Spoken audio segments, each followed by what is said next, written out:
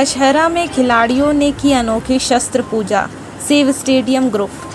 आमतौर पर दशहरे में सिर्फ बंदूक, तमचे, तलवार, त्रिशूल, लाठी, डंडों की पूजा की जाती है, जिसे आपने आज तक खूब देखा होगा। लेकिन आज हम आपको मंडला जिले में विजयदशमी के इस पर्व पर अनोखी शस्त्र पूजा के बारे में बताते हैं। यहाँ शस्त्र के रूप में मंडला जिले के महात्मा गांधी स्टेडियम में खिलाड़ियों ने अपने अपने खेल में प्रयोग आने वाले सामग्रियों को अस्त्र मानते हुए उनकी पूजा की है। इस पूजा के बीच खिलाड़ियों को लोगों के लिए एक बड़ा संदेश छिपा हुआ है। दरअसल विजयदशमी यानी दशहरा बहुत ही खास होता है।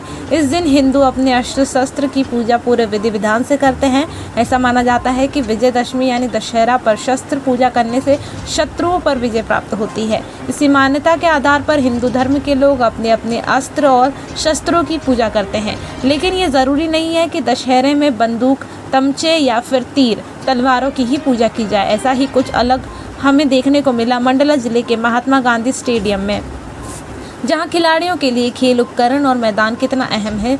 जिले के सभी खिलाड़ियों ने एक साथ एकत्रित होकर अपने खेल उपकरण और मैदान के दशहरे के अवसर पर शस्त्र पूजा की तर्ज पर पूरी श्रद्धा के साथ आराधना की। यहाँ खिलाड़ियों ने पूरी श्रद्धा भक्ति के साथ अपने ग्राउंड और खेल में उपयोग आने वाले, जैसे क्रिकेट के खिलाड़ियों ने अपने बल्ले, बॉल, फुटबॉल खेलने वाले ने अपनी फुटबॉल और जूते, पहलवानों ने अपने गदा, बैडमिंटन प्लेयर ने अपने बैडमिंटन की और वुशु के खिलाड़ियों ने अपने किट की पूजा की। इसके साथ ही जिले के अन्य खिलाड़ियों ने भी अपने अपने खेल सामग्रियों की पूजा कर मां शक्ति से दुआ मांगी कि खेल प्रतिभाएं मंडला जिले से आगे बढ़े और किसी सितारे की भांति देश और दुनिया में हम चमकें।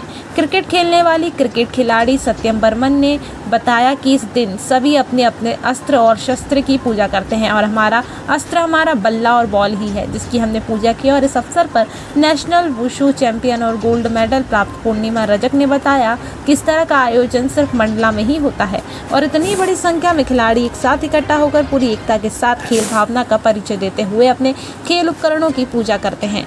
संयोजक समीर वाजपेयी के मुताबिक हमने सभी खिलाड़ियों में आपस में खेल भावना बढ़ाने के लिए इस पूजन की शुरुआत की थी।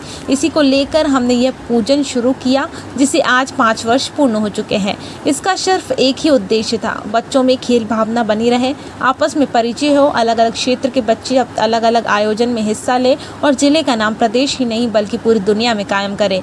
इस अनोखी शस्त्र पूजा की पूरे शहर में भर में जमकर तारीफ हो रही है। इन खिलाड़ियों का लोगों को यही संदेश है कि आपकी पहचान में जिस चीज़ का योगदान है, हमेशा उसकी इज्जत और सम्मान किया जाना चाहिए। मंडला से जिला ब्यूरो आशीष चौधरी के साथ संवाददाता विजय कुमार साहू की रिपोर्ट।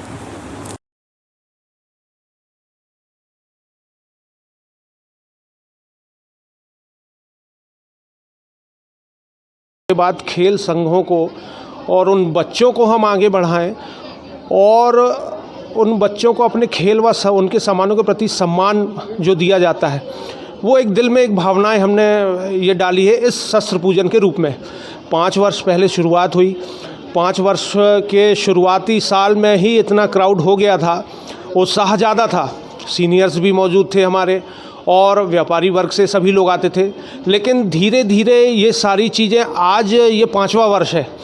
आज इस कार्यक्रम का जो बूम है, जैसा कि आप कवर करते आ रहे हैं, आप भी हमारे ग्रुप के ऑनरेबल मेंबर हैं, आपने भी ये एहसास किया होगा कि इसका जो आउटपुट बच्चों को मिला है, नेशनल लेवल पर, इंटरनेशनल लेवल पर प्रयास भी हो रहा है, सर्विसेज में बच्चे जा रहे हैं, तो एक सम्मान के साथ साथ एक इनका आउटपुट जो बच्चों को मिल रहा है, तो ये एक बेहतरीन प्रयास है हमारा कि बच्चों को वो भाव जगाए जाएं। लेकिन रही बात समस्याएं की, तो समस्याओं से आज भी हम लड़ रहे हैं। मैदान पूर्ण रूप से तैयार नहीं है और विभिन्न प्रकार के इंक्रोचमेंट भी हो रहे हैं, लेकिन उसकी जद्दोजहद लगातार हमारी जारी है और प्रयास यही कि आपका सभी का साथ रहेगा तो हम जंग ज़रूर जीतेंगे।